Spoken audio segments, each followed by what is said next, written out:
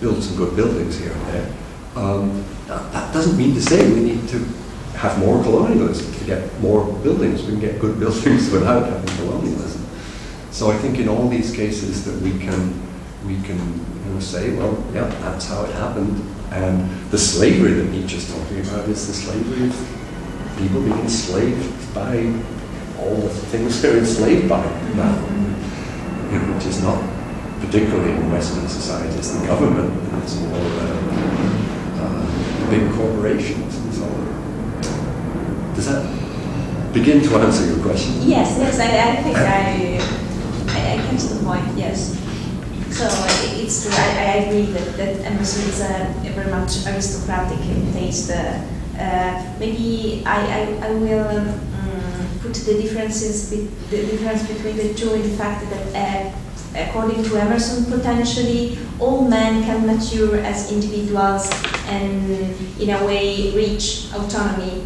While I see Nietzsche not so confident in this fact, and at the end the superior individual has to withdraw from society in order to cultivate himself, and does not stay in society to interact really with all kinds of individuals of people. Yes.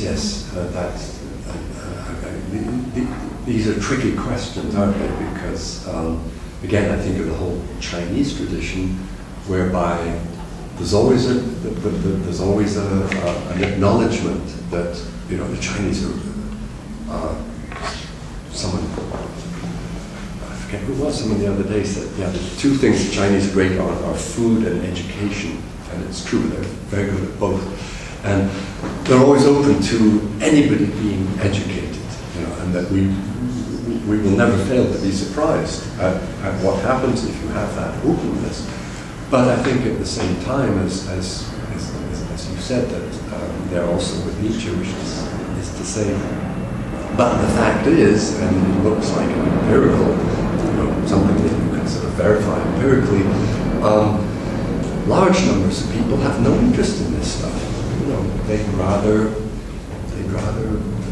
do what they like to do, and the stratification in Plato's Republic is as much on the basis of what people want as it is on how capable they are.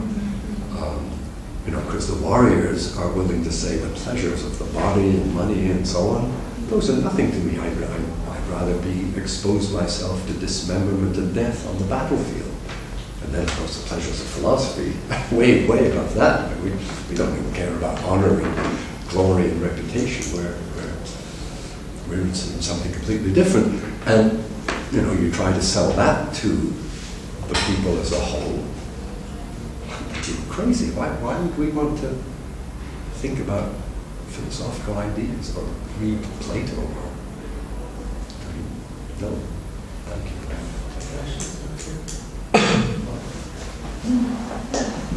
I have two remarks regarding the discussion that you were having now.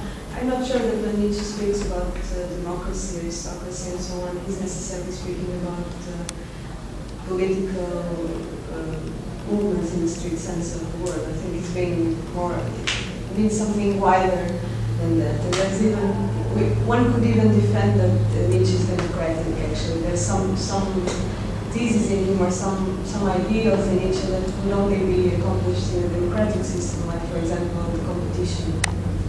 Competition is ironality, which is very important for him. There's this book from the writer Charles Friedrich, and there is one article. I think even to the defense of Nietzsche, if one would have to choose a regime, more political regime for Nietzsche, it would be democracy, because of his ironality. But this was not actually my question. I wanted to, regarding what you said, like your answer to wish, you referred to the love we find in Zarathustra, and it seemed to me that you relate this love to the compassion. So you understand the love we find in Zarathustra as this altruistic, compassionate love. Is that right? I wouldn't say altruistic, because that would suppose there was a self that could be selfless, but certainly Buddhist compassion I was thinking about, yes. Because a love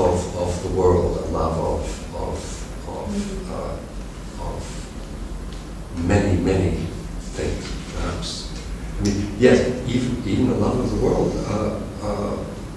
but that would not preclude one, or in fact would encourage one to want to change it. Because it's a love of the way it all hangs together. The totality has an order or a pattern to it. So do you distinguish that kind of Buddhist love from the Christian love, Christian compassion? yes, I mean from agape as universal love, love of everything equally. Because I think in Nietzsche, as in the Asian traditions, it's a sort of gradated love. That they acknowledge that the love you have as a parent for your child, it's okay that that's greater than your love for the daughter of a cousin, or your love for someone that you don't even, that you hardly know.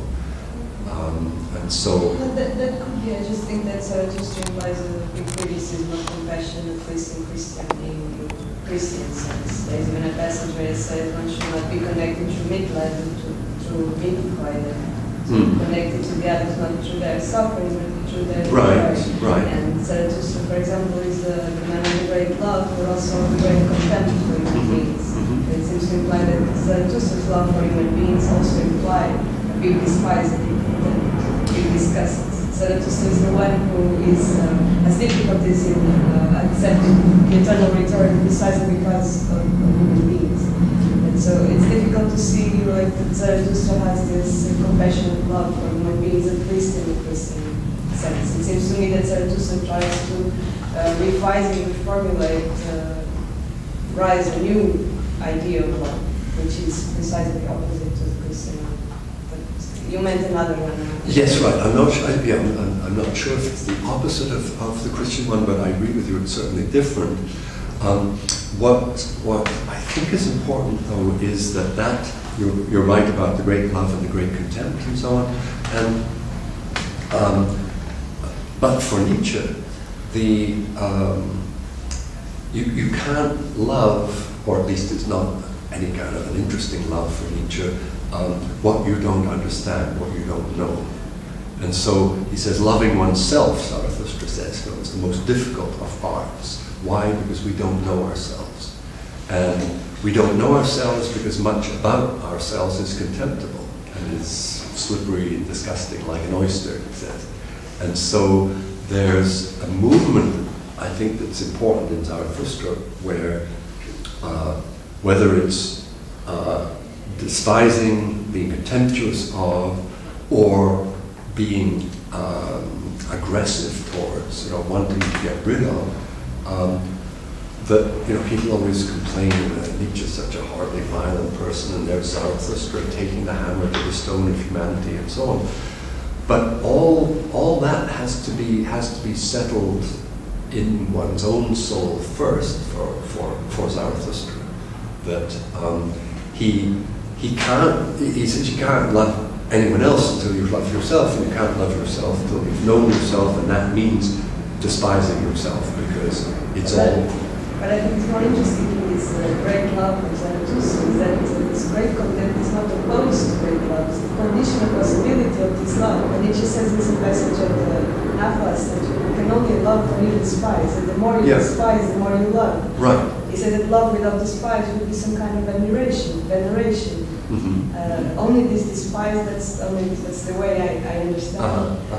Only when you despise can you demand something more from these human beings. Only by despising them can you demand that they become something higher, and that would be love for Nietzsche. And this would be the difference between admiring and loving in the sense of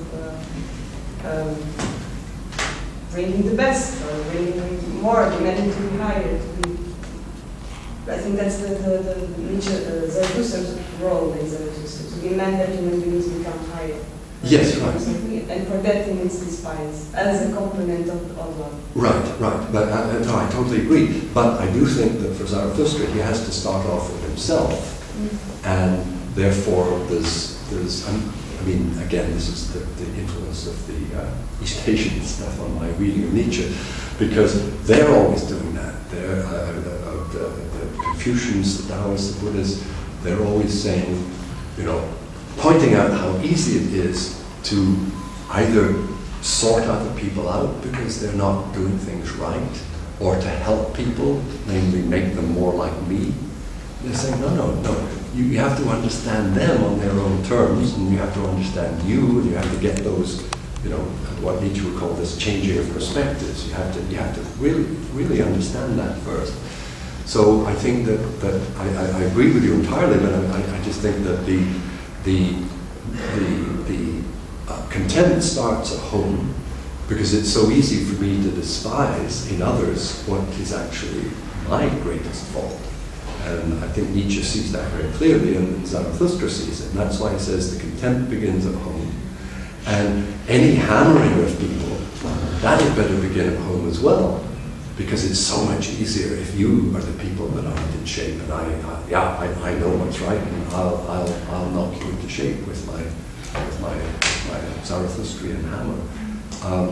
But in all traditions, but in East Asian traditions, you see exactly that same dynamic at work,